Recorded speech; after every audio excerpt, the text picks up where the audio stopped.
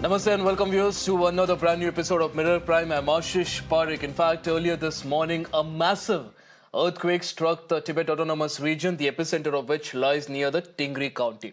The tremor registered a magnitude of 7.1. It also triggered a series of aftershocks, leaving at least 95 people dead. The devastation did not just stop there. Tremors were felt across Nepal, India, Bhutan, and also some other parts of China. In fact, residents of Kathmandu, which is around 400 kilometers away, rushed out of their homes fearing building collapses as the ground beneath them shook violently. Yes, 400 kilometers away, but still the effect was so strong. But why do these frequent quakes keep hitting this particular region? The answer lies in the ongoing collision between the Indian as well as the Eurasian tectonic plates. Currently, the Indian plate, even as we speak, is sliding under the Eurasian plate. This is an activity that's been going on for many years now. As the Indian plate continues to push northward into the Eurasian plate at a rate of about 5 centimeters per year, the accumulated stress suddenly gets released in the form of earthquakes. That's exactly when you see all these earthquakes happening. This makes regions like Nepal and Tibet a hotbed for seismic activity. The Lhasa block, in particular, where the earthquake occurred today, is increasingly seen as a major seismic risk, especially for northern India. With its proximity to the Himalayan states like Uttarakhand, Himachal Pradesh, and even Jammu and Kashmir, any seismic event originating here can also have devastating consequences here in India. From climate change to unscientific and unregulated infrastructure push in these sensitive zones, there's a lot that's happening, a lot to be discussed in this particular story. It's a fascinating subject with multiple layers to it. We'll be discussing that and a lot more. Joining us right now, Harsh Gupta, earth scientist and seismologist; Naveen Bhatnagar, former DIG of the NDRF; and Amar Pradhan, who's a former news anchor of the Kantipur television in Kathmandu. Gentlemen, appreciate you all joining us right now. It's a very important subject that we need to discuss, not just because of what has happened today, but also the consequences and the ramifications, particularly on India. Mr. Harsh, I'll start with you now. Your understanding of the event today. This, of course, is a seismic activity, yes, but what's concerning a lot of people right now, even if you look at social media, is that what's happened in Tibet has had very strong effects even as far as Delhi. Well, very good evening to all of you, and I'm very happy that you have taken up such an important topic to discuss today. Now, a 7 magnitude earthquake definitely would have effect at 400 kilometers away. You see, this magnitude scale is little deceptive because with the increase of 1 magnitude, the energy release increases by 31 times. One way of understanding this magnitude and what energy is released to understand that a 6 magnitude earthquake releases energy equivalent to a Hiroshima or Nagasaki kind of a bomb. So when you go from 6 to 7, there are 31 Hiroshima, Nagasaki kind of bombs, and 7.1 means maybe 35, 40 time bombs. So now when such a energy is released some 400 kilometers north of Himalayan belt from Kathmandu and the rest of places, it is very likely that we will have those waves coming to us and that will disturb us. What is very interesting with this earthquake, that this has occurred in an area where there has not been a 7 magnitude earthquake for almost last 40, 50 years. There were earthquakes south of it, which included the Gorkha earthquake of 2015. Then we had the 1934 Bihar Nepal earthquake. Then again another earthquake after Gorkha earthquake of 7.1 in 2015. And in the north, there is an earthquake of 7.1 in 1908. So between these two, north and south, no magnitude 7 earthquake had occurred during the past 50 years, where it has occurred now. So that makes it a little more interesting thing. You also raise questions about the infrastructure. Is this a cause of concern, Mr. Harsh Gupta? Because this is a region, sorry to interrupt you, this is a region which sees a lot of such seismic activity. But when you say that this is an outlier, it's not common for a 7 magnitude earthquake to occur here, is this a cause of concern? Not really, because the earthquakes of magnitude, small magnitude are occurring here. Magnitude 5, magnitude 6. Only I'm saying that no Correct. 7 magnitude earthquake occurred. These 7 magnitude earthquakes occurred south of it 400 kilometers and north of it another 400 kilometers. In between, there was no magnitude 7 earthquake over the last 50 years or so. So if you go into past, because 50 years is too short a period for the state to be built up and all that. So I think it's not unusual. And what is very important to learn, what we learn from the earthquakes that have occurred around us. When you take the case of Gurkha earthquake in April 2015, the lives lost in Gurkha earthquake were around 8,000, as against 20,000 lives lost in 1934, when the population density has gone up so much. This was the case where Kathmandu, Nepal, has been observing 18th January as an earthquake day. So there is an annual preparation or reminder to the people that you have to be prepared for an earthquake. So small little measures like that makes a lot of difference. Now I go a step further. Right. You see, in India, there have been great earthquakes, and there's a book by Richter, who developed the earthquake magnitude, and he has written a chapter on great Indian earthquakes. And there are 6 earthquakes in that chapter, which starts from the 1819 Kutch earthquake and then 1905 Kangra earthquake, 1819, 6 earthquakes. On all these 6 earthquakes, he has given the number of lives lost. So what I did, I looked at those earthquakes, the lives lost, and then the then population of India and infrastructure. So, for example, where the Kutch earthquake occurred in 1819, we had in 2001 the Bhuj earthquake. The magnitude were comparable. The lives lost in Kutch earthquake were 1,500. Bhuj earthquake claimed 20,000 lives. So this is proportionate to the increase in population, because at that time, the Indian population was only around 200 million. And now we had 1 billion. So 5 times, and then infrastructure, etc., etc. Something similar happened when the Muzaffarabad earthquake occurred in 2005, because the 1905 Kangra earthquake claimed 20,000 lives. And this earthquake was only of 7.6 magnitude and it claimed 87,000 lives. Absolutely. Unlike that, let me complete. Right, Mr. Harsh, in fact, a lot of examples that you're giving there, it's very interesting to look at what's happened in the past as well. And when you compare different events as well, it does give you an indicator of the things to come in the future as well. Now, these are, of course, natural forces that can cause a lot of damage. But the problem right now, to all our guests here, is that these are being exacerbated by human intervention. Over the years now, both India and China have pushed aggressive infrastructure projects in the Himalayan region, making an already fragile seismic zone even more vulnerable. Naveen Bhatnagar ji, I'll come to you now. From roads to tunnels to hydroelectric dams, the relentless development, often without any proper environmental consideration, has transformed this entire region in a way into a ticking time bomb. Yeah. So people should learn the experiences and the actions, whatever it happened in the past. So, but in this area, especially when everybody knows that it is in the seismic zone 4 and highly vulnerable for this such type of devastation already happened, as my one of friend was telling since long. So they have not taken any lesson about it. But is the border of India and China, and seismic activities going on in this particular area. So we should take care, proper adequate measures and all these things. Especially the people are running towards the high altitude and the making this colonies and all these things. Heavy population and thick population is going day by day there. So definitely such losses will be there.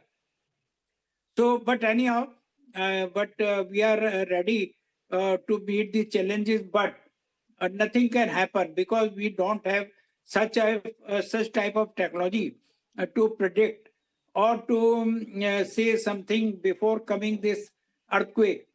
So we don't have such type of technology here, so that we can be safe ourselves well in advance. So it's not possible at present. But anyhow, our as Right. per in India, our NDRF is very much experienced and have the proper equipments for the rescue operation. Yeah. Right, right. Mr. Please. Bhatnagar, a very interesting point that you're making there, that what happens is the entire rescue operation becomes challenging. Now, let's also talk about the players who are involved in all this. Now, China's disregard for environmental impact assessment and its reckless development in these fragile areas have worsened the region's vulnerability to both earthquakes as well as secondary disasters like landslides and floods. This is the point where I get in Amar Pradhan, who's of course joining us from Nepal right now. Mr. Pradhan, you of course tracked the development between Nepal and China for a long time. All the projects that are ongoing for many reasons. China's role in Nepal seems to have risen since the 2015 earthquake. There are different types of investments, rebuilding projects. In 2019 alone, I believe China pumped $2.4 billion in Nepal in all of these projects. But the problem here is that many of these infrastructure projects, if you look closely, run through sensitive environments. Even the China-Nepal Friendship Highway passes very close to the Tingri County, which is now today the epicenter of the earthquake. Yes, Ashish, there has been many development works carried out by China that is very near to the Nepali border side. And when we talk about the various factors that have contributed to the increasing number of earthquakes, like if you look at data like in between 1960 to 1970, there was a far least number of earthquakes in comparison to the data we have right now between 2000 to 2010. There were higher instances of earthquakes in the Himalayan belt. A number of factors have been attributed to this. Among them is, as you pointed out, the development works carried out by China and the climate change. We in Nepal, to be honest, it's our say bad luck that we haven't have very good leaders, as our leaders have been more they were more focused in this internal power games, and they have not been able to like look after these major issues like earthquake. Like I'd like to point out that the first response by Nepal towards earthquake came in the recent past.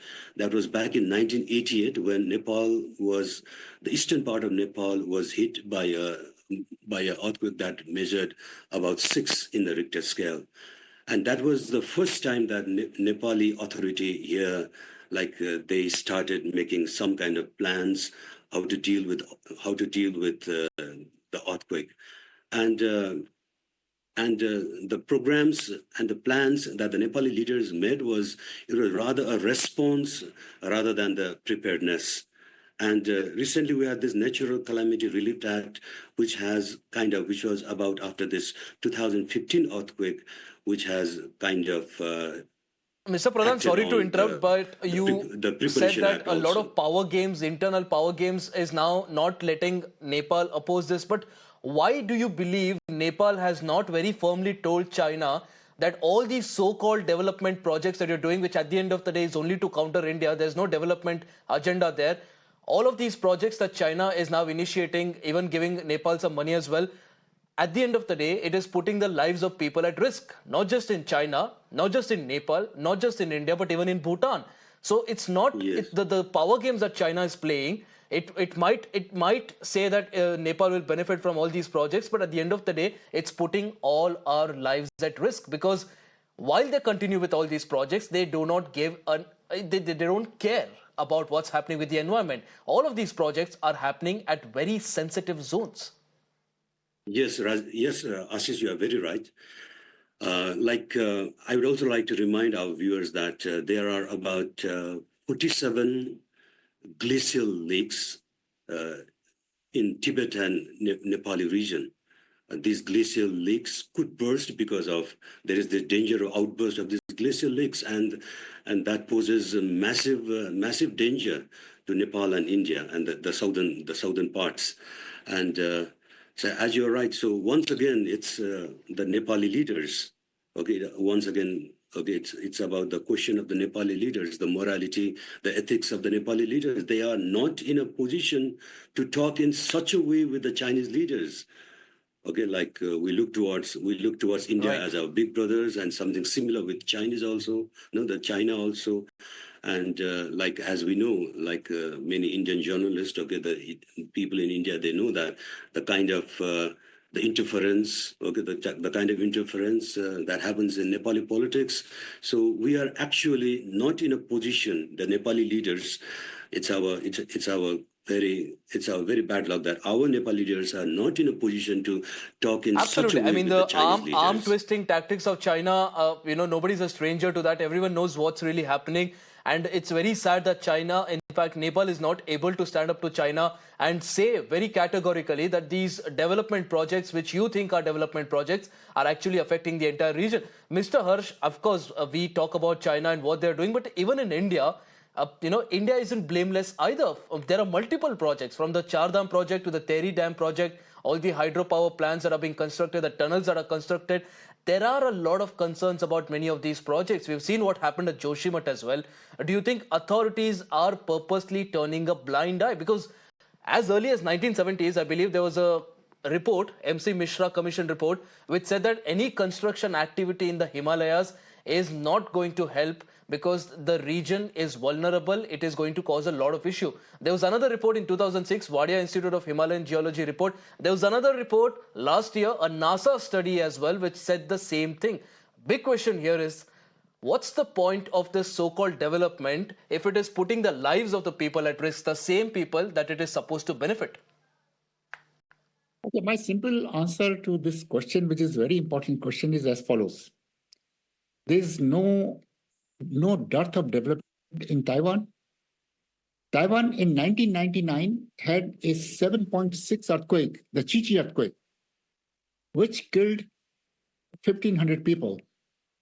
The same place, another earthquake occurred last year. Now it is 2025. Magnitude 7.4. Lives lost 9. So it is not the question whether you should have development or not. We should definitely have development, but we should have proper development and take care of all the things which are negative. I give you an example. A very small country, Haiti. Haiti is one of the Caribbean islands, and I had visited that place on behalf of the Commonwealth Science Council. Actually, I was asked to look at the earthquake vulnerability of the entire Caribbean region.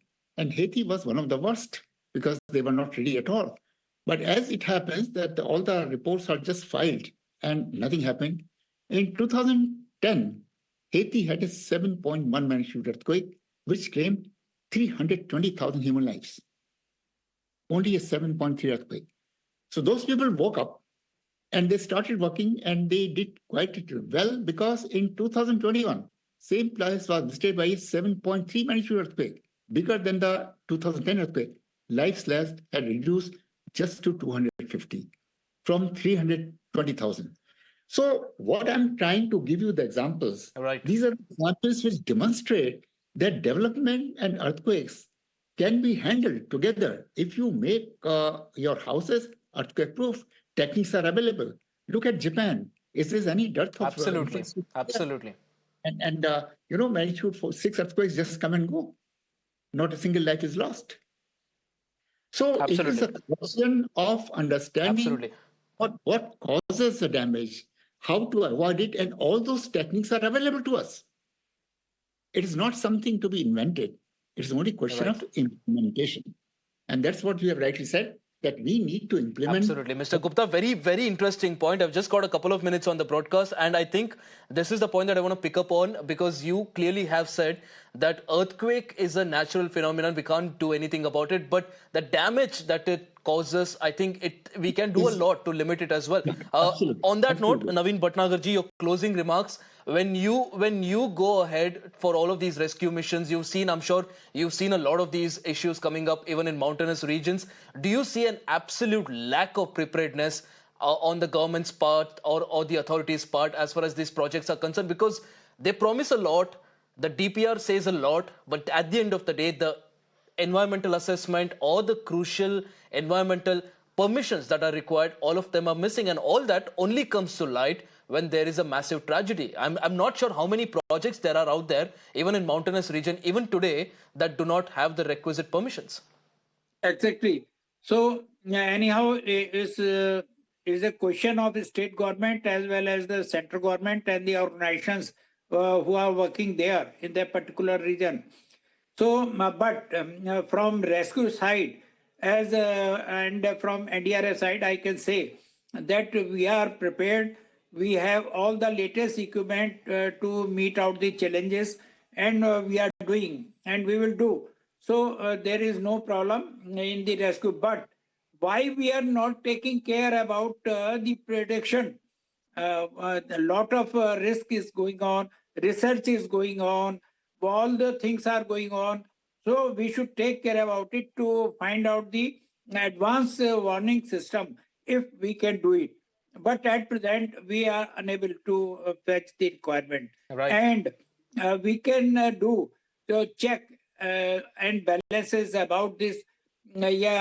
People who are coming to that particular area in a huge quantity.